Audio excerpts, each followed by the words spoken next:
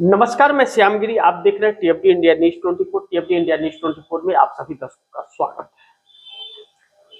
Iran के missile के सामने अमेरिका भी हुआ फेल। आर पार के मूड में ईरान। अब इजराइल ने जैसे अमेरिका को फंसा दिया है, अब अमेरिका इस युद्ध से निकलना चाह रहा है। ईरान ने इतना कहर बरपा दिया है, इतनी तबाही मचा दी है कि ईरान का सामना कर पाना अमेरिका के लिए अब आसान नहीं है। और जब आसान नहीं है तो वह इस से निकलना चाहता है। और ईरान अनिश्चित काल के लिए अनिश्चित काल के लिए जंग लड़ने के लिए तैयार है कि अमेरिका लड़े, कितने साल लड़ना है चुनाव। अब ऐसी नौबत में अमेरिका फंस गया है कि इस जंग में उसकी बहुत बेइज्जती हो रही है अमेरिका की।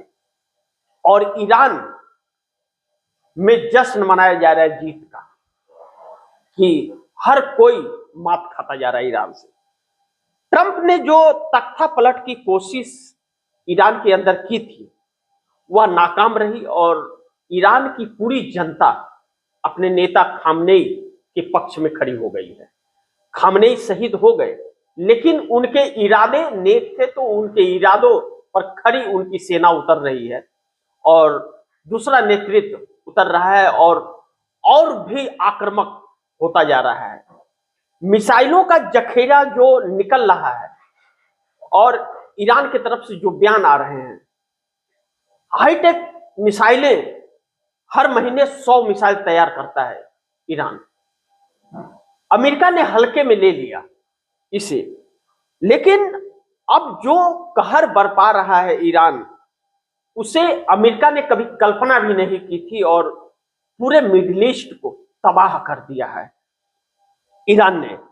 सवाल यह उठता है कि ईरान अमेरिका का जंग थर्ड वर्ल्ड वॉर के तरफ जाता हुआ नजर आ रहा है, क्योंकि मैंने पिछले कार्यक्रम में आप दर्शकों को बताया था कि 17 देश तकरीबन एक साथ मिलकर भी ईरान का सामना नहीं कर पा रहे और लाखों भारतीय विदेश में फंसे हुए, लाखों भारतीय विदेश में फंसे हुए। हमारे देश की सरकार का अभी तक कोई स्टैंड नहीं ले पाई है। बैठकें क्यों करती है सरकार, समझ नहीं आता है कि मोदी सरकार बैठकें चाय पानी समोसा खाने के लिए करती है या किस लिए करती है।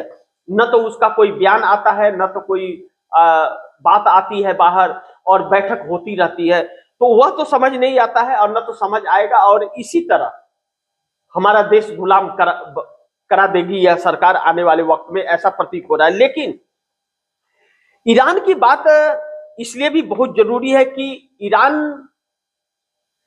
का साथ छोड़ करके एक दुश्मन और तैयार कर लिया नरेंद्र मोदी ने, जो वर्षों से दोस्ती थी ईरान की। हालांकि विपक्ष ने ईरान के साथ सिंपैथी दिखाई है और साथ है बोल करके भी कहा है, लेकिन कुछ तथ्य है कि जो जानना बहुत जरूरी है कि ईरान हमारे लिए क्यों जरूरी था। अब ईरान के भारत के लिए अधिक महत्वपूर्ण होने के कुछ प्रमुख कारण इस प्रकार है, जो मैं आप दर्शकों को बताना चाहूंगा कि वह बड़ी महत्वपूर्ण है, वह जानना भी आप दर्शकों को। और मोदी सरकार ने कितनी बड़ी गलती कर दी। चाबहार पोर्ट और कनेक्टिविटी, ईरान का चाबहार पोर्ट भारत के लिए गेम चेंजर है। यह भारत को पाकिस्तान को बाईपास करके अफगानिस्तान और मध्य एशिया, सेंट्रल एशिया तक पहुंचने का सीधा रास्ता देता है, जो व्यापार के समय और लागत को काफी कम करता है। ऊर्जा सुरक्षा, ईरान भारत के लिए कच्चे तेल का एक ऐतिहासिक और भरोसेमंद स्रोत रहा है। भले ही प्रतिबंधों के कारण वर्तमान में व्यापार में चुनौतियां हैं, लेकिन लंबी अवधि में भारत की ऊर्जा जरूरतों के लिए ईरान के विशाल गैस और तेल भंडार अनिवार्य हैं। पाकिस्तान और चीन पर लगाम, ईरान के साथ अच्छे संबंध भारत को क्षेत्रीय राजनीति में बढ़त देते हैं। ईरान के माध्यम से भारत मध्य एशिया में अपनी पैठ बना सकता है, जो चीन के belt and road initiative BRI और पाकिस्तान के ग्वादर पोर्ट का एक प्रभावी जवाब है। अब सोचिए कि कितना महत्वपूर्ण है। और एक चीज आप दर्शकों को बताऊं कि नरेंद्र मोदी को अपने बस में क्यों ले लिया है ट्रंप ने, और क्यों ब्लैकमेल किए जा रहे हैं, इनकी क्या कमियां ट्रंप के पास है यह तो मैं नहीं जानता, लेकिन कुछ तो इनके ऐसे राज हैं ट्रंप के पास जिसकी वजह से इस वक्त भी यह फैसला नहीं ले पा रहे हैं और चुप होकर के अमेरिका का समर्थन कर रहे हैं। अब आप ध्यान से समझिए कि ईरान और रसिया हमारे इंडियन करेंसी पर भी वो हमें ऑयल देते थे, व्यापार कर लेते थे। लेकिन अमेरिका से जो करार नरेंद्र मोदी ने किया है, अमेरिका डॉलर लेगा, डॉलर, और अब 92 को पार कर गया। और यही परिस्थितियां रही तो हमारे देश में जो हालात होने वाले हैं, डॉलर के मुकाबले रुपया 100 को पार क्रॉस करने वाला है, और 100 को क्रॉस अगर किया तो नरेंद्र मोदी ने समझ लीजिए इस देश को पूरी तरह से खत्म कर दिया, वह हालात पैदा हो जाएंगे।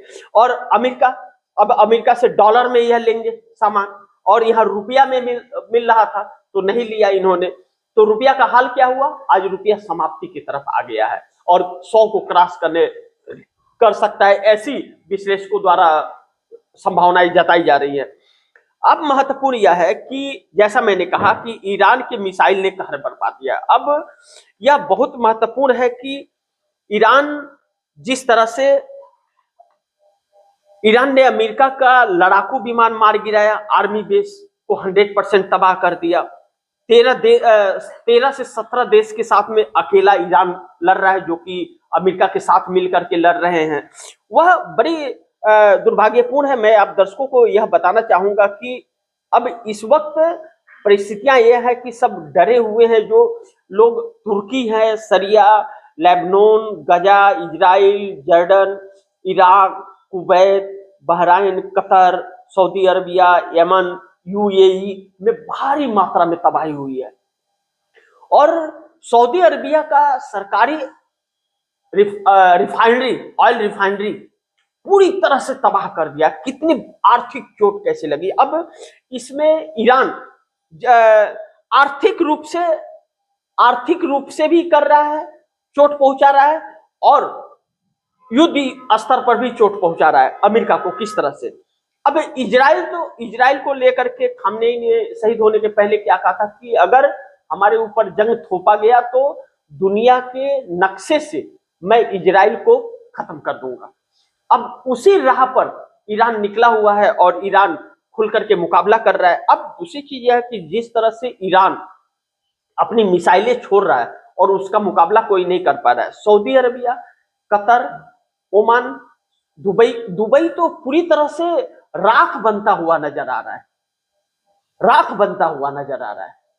जो अब ईरान जिस तरह से बैंकों पर, सॉफ्टवेयर कंपनियों पर, होटलों पर और ऐसी जगहों पर जो जहां प्रॉपर्टी है अमेरिका का, और एक चीज और ईरान ने कहा कि अमेरिका से जो व्यापार करता है हम सबको, किसी को नहीं छोड़ेंगे। अब ट्रंप क्या कह रहा था, जो हमसे व्यापार नहीं करेगा उसको हम लगाम लगाएंगे। अब ईरान कह रहा है कि ट्रंप को छोड़ो। लेकिन अमेरिका को क्या पड़ी थी, क्यों धोखे से किया, यहीं पे अमेरिका फंस गया है, इस युद्ध से निकल नहीं पा रहा है, क्योंकि जबरदस्ती के धोखे से टेबल पर बातचीत हो रही है और आप धोखे से क्रॉस कर रहे हो, इंटरनेशनल लाइन को क्रॉस कर रहे हो आप, और क्रॉस करके आप सर्वोच्च नेता को आप शहीद बना दे रहे हो। तो फिर जो सर्वोच्च नेता को, अपने देश के सर्वोच्च नेता को खो देगा, उसके परिवार को खो देगा, जो अपने देश के लिए हर कुछ किया। लेकिन खामनेई की एक बातें जो कहनी चाहिए और हर किसी को सुननी चाहिए। खामनेई ने कहा कि अगर कोई मौत की जरूरत पड़ी तो पहले मेरी मौत होगी, उसके बाद हमारे देश के किसी भी व्यक्ति की मौत होगी, पहली शहादत हमारी होगी। और पहली शहादत इस युद्ध में खामनेई की और उनके परिवार की हुई है। बस क्या था, अमेरिका ने यही भूल कर दी और पूरा ईरान सरकार के साथ खड़ा हो गया, अमेरिका की उम्मीदों पर पानी फिर गया। अब ऐसे में अमेरिका अब भागता फिर रहा है, बाकी के देश भागते फिर रहे हैं और जश्न मना रहे हैं ईरान के लोग। अब अमेरिका ने यह कहा है कि जिस तरह से मिसाइलें दाग रहा है, ऑयल टैंकर को निशाना बना रहा है, प्रॉपर्टी को निशाना बना रहा है, सॉफ्टवेयर कंपनियों को बना रहा है, जो भी प्रॉपर्टी अमेरिका की जिस देश में भी है उसको निशाना बना रहा है। और इतनी लंबी रेंज के मिसाइल उस ईरान के पास है, किसी ने सपने में, हर देश को है इजाजत है, वह अपने देश की सुरक्षा के लिए मिसाइल बना सकता है। परमाणु के लिए आप रोक सकते हैं, एक संधि होती है परमाणु के लिए, वर्ल्ड संधि होती है कि परमाणु घातक है, लेकिन मिसाइल तो बना सकते हैं, मिसाइल के लिए, हथियार के लिए थोड़ी रोक सकते हो आप।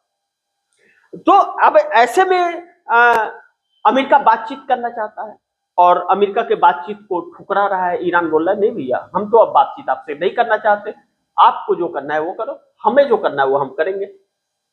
अब ऐसे में ट्रंप यह मान रहे हैं कि उनका बहुत क्षति हो गया है, हथियारों का, बेड़ा का, सैनिक बहुत भारी मात्रा में अमेरिका के मारे गए हैं।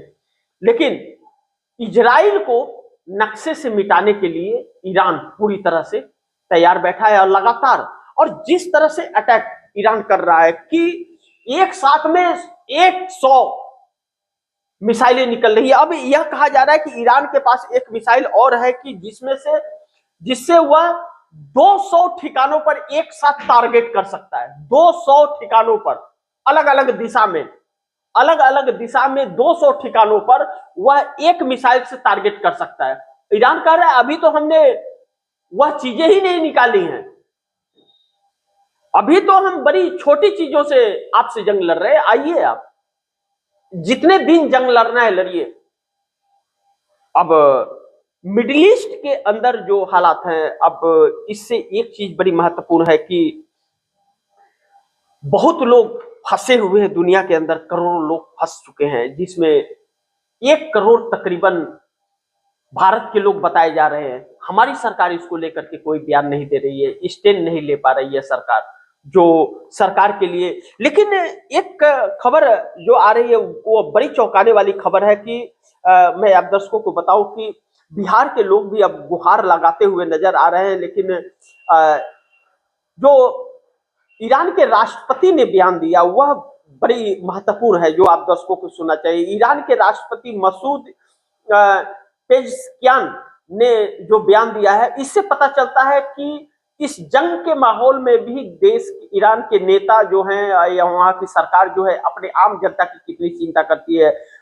ईरान के राष्ट्रपति ने संदेश दिया है कि मैंने सभी मंत्रियों और संगठनों और एग्जीक्यूटिव बॉडीज के प्रमुखों को यह जानकारी दी है कि वे आम जन को बिना रुके सेवाएं देते रहे। जब तक हम पर थोपा हुआ युद्ध खत्म नहीं होता तब तक यह काम उन्हें अपने कर्तव्यों के अनुसार पूरी अथॉरिटी और स्पेशल प्लानिंग के साथ करना है। कि आगे कहते हैं कि हम अपनी संप्रभुता और अपने लोगों की रक्षा के लिए जो भी आवश्यक होगा वह करेंगे, चाहे इसके लिए कुछ भी करना पड़े। सोचिए, कह रहे हैं कि युद्ध तो नहीं रुकेगा, और मंत्री हो चाहे वह संस्थाएं जो चैरिटी चलाती हैं, सबको जिम्मेदारी दे रहा हूं कि ईरान के एक एक व्यक्ति तक, एक एक व्यक्ति सुरक्षित रहे और एक एक व्यक्ति को हर सुविधा प्राप्त हो, किसी भी चीज की कमी ना हो। यह जिम्मेदारी उन लोगों की है, उन लोगों को यह जिम्मेदारी देता हूं। युद्ध नहीं रोकेंगे हम। यानी कि इसका मतलब है कि नक्शे से इजराइल का नाम खत्म करने का जो बात खामनेई ने कही थी शहादत के पहले, उस पर ईरान का कायम है। और ईरान की जनता ईरान सरकार की ताकत बन गई है अब। और जब जनता का सपोर्ट हो तो कोई भी देश किसी से भी कोई भी मुकाबला कर सकता है।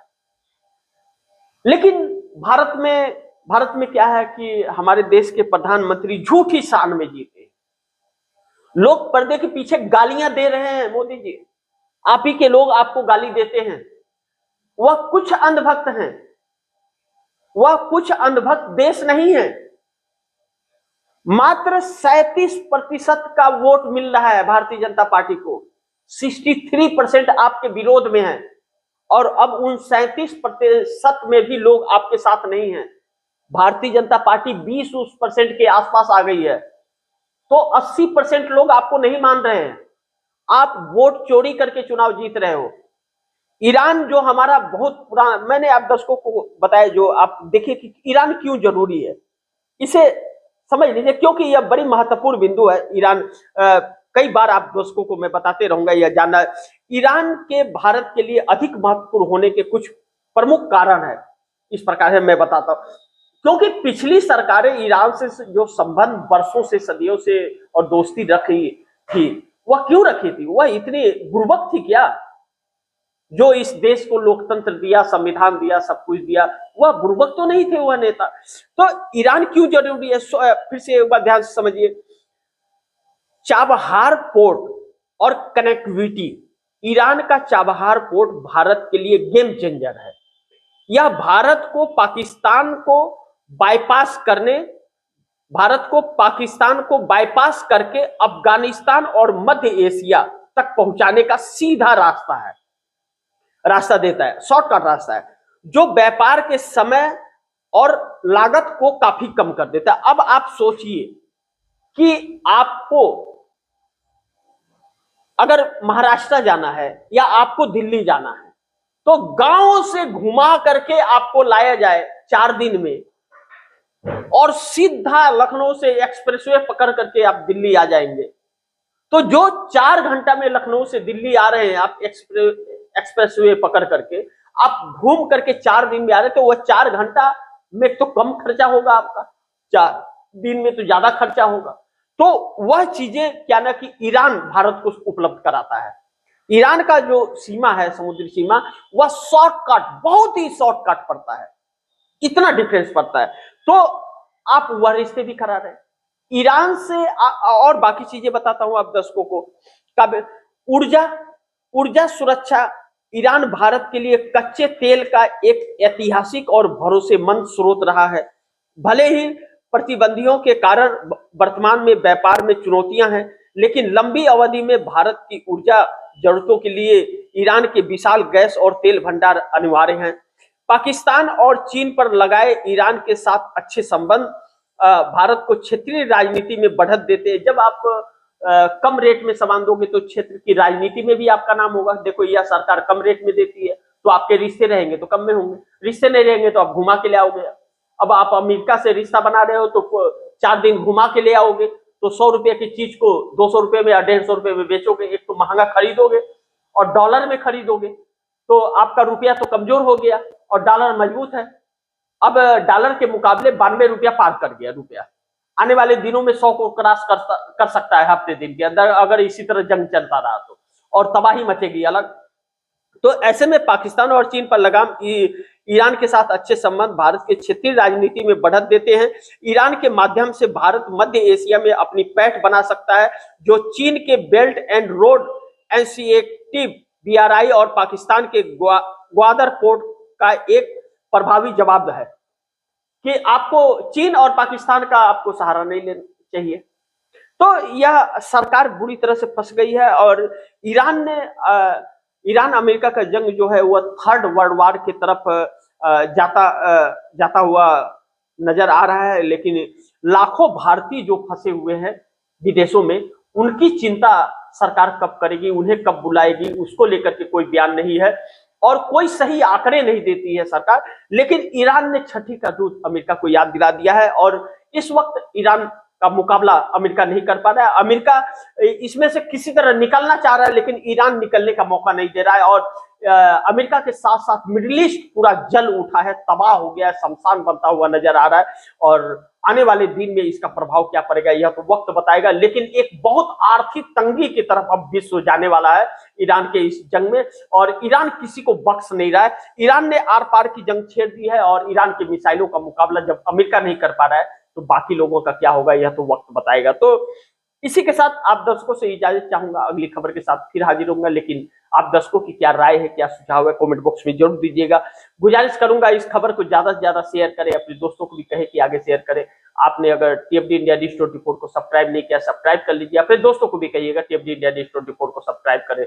मिलते हैं अगली खबर के साथ, तब तक के लिए नमस्कार।